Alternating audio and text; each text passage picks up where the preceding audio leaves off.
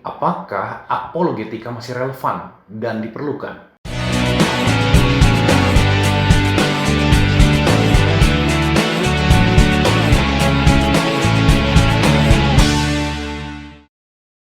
Oke, sebelum kita lanjut nonton videonya, jangan lupa untuk klik subscribe dan aktifkan tanda loncengnya supaya setiap kali channel ini update video-video terbaru, kamu bisa terus mengikutinya. Halo teman-teman, selamat datang di channel Biblioflogi. Di video kali ini saya akan membahas satu topik yang menarik, yakni apakah apologetika masih relevan dan diperlukan.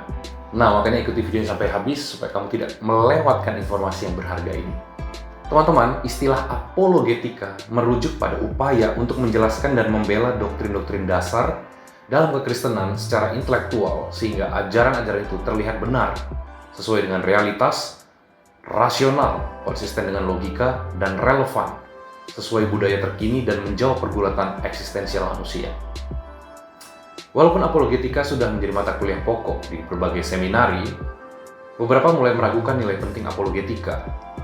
Bobot kuliah perlahan dikurangi, beberapa seminari di luar negeri bahkan meniadakan mata kuliah ini sama sekali.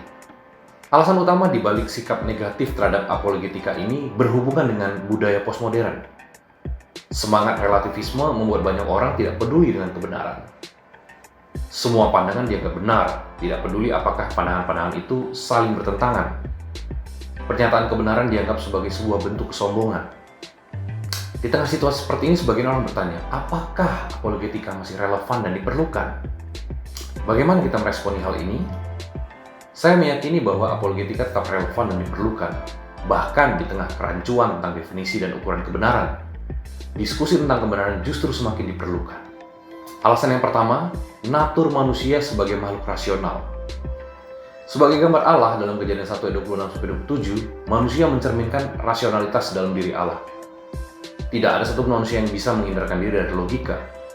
Jauh di lubuk hati mereka, manusia peduli dengan kebenaran. Pikiran manusia tidak berkompromi dengan kontradiksi maupun hal-hal yang tidak masuk akal. Rasio manusia selalu membutuhkan penjelasan. Jika diamati lebih saksama, apa yang tidak dipedulikan oleh orang-orang postmodern bukanlah kebenaran. Mereka hanya skeptis dan apatis terhadap kebenaran dalam ranah tertentu, biasanya pada masalah moralitas dan agama. Untuk area lain, mereka tidak menganut relativisme. Ini bisa dipahami karena relativisme tidak mungkin dihidupi secara konsisten. Apologetika bermanfaat untuk menyediakan penjelasan-penjelasan rasional yang dibutuhkan oleh manusia. Apologetika menolong kita untuk berpikir secara koheren dengan realitas dan konsisten dengan logika. Mereka yang menolak apologetika sedang menyangkali hakikat dirinya. Alasan kedua, natur manusia sebagai makhluk spiritual. Penghembusan nafas ilahi ke dalam hidung manusia, dalam Kejadian 2 ayat 7, menyimbolkan relasi yang intim antara manusia dan Allah. Dalam diri manusia akan selalu ada kekosongan dan kerinduan untuk mencari yang ilahi. Sejarah menjadi saksi tak terbantahkan tentang pencarian hakiki ini. Entah berapa banyak ateis yang sudah meramalkan bahwa keyakinan terhadap Allah akan semakin pudar seiring dengan kemajuan ilmu pengetahuan. Tapi sayangnya teman-teman, kenyataannya semakin banyak orang yang peduli dengan spiritualitas. Memang tidak semua mengadopsi spiritualitas yang benar, tapi fenomena ini cukup memberikan dukungan bahwa pencarian hakiki kepada Allah akan terus ada. Nah, dalam konteks pergulatan inilah apologetika sangat diperlukan. Alasan ketiga, pergulatan eksistensial manusia yang universal. Tidak peduli tempat atau abad, semua manusia selalu bergumul dengan beberapa pertanyaan eksistensial. Misalnya, mengapa aku ada di dunia? Apa arti hidupku? Bagaimana aku seharusnya mengenali dan menghidupi kebenaran? Kemana aku pergi sesudah kematian? Tidak ada satupun yang bisa secara konsisten mengabaikan pertanyaan-pertanyaan ini. Bahkan beberapa orang yang menyangkali pertanyaan-pertanyaan ini ternyata dalam kehidupan sehari-hari tidak benar-benar menerapkan prinsip itu. Mana ada manusia yang ingin hidupnya tanpa makna? Mana ada manusia yang tidak peduli dengan arti hidup? Mereka yang menyangkali dan tidak peduli sekalipun pada akhirnya mengakui bahwa ketidakadaan arti hidup menghadirkan perasaan kedukaan yang sukar untuk dikalahkan. Yang terakhir, contoh konkret dari Alkitab. Situasi postmodern sebenarnya tidak sepenuhnya benar-benar baru. Ingat, tidak ada yang benar-benar baru di bawah matahari dalam Pengkhotbah 1 ayat 9. Dalam taraf tertentu, keterbukaan terhadap semua pandangan juga sudah muncul dalam Alkitab.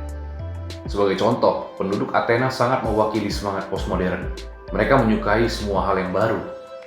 Mereka terbuka untuk mendengarkan, misalnya dalam Kisah Para Rasul 17 dan 21. Beberapa filsuf Yunani kuno bahkan mengecam sikap yang tidak kritis seperti ini.